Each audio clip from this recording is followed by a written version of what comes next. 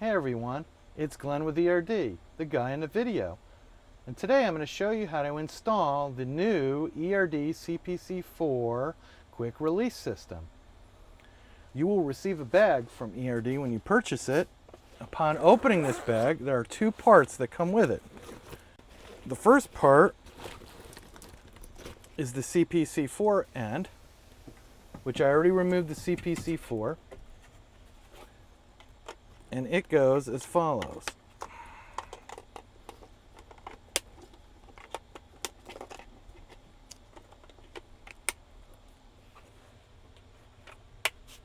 Now it's ready for use.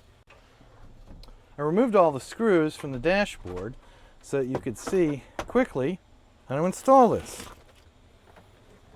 You first pull out the wiring harness that had the CPC4. Take the new cable out of the bag, drop it down, and then it is color coded. So white to white, blue goes to blue, gray to gray, and the brown goes to brown. You've now installed the quick release system.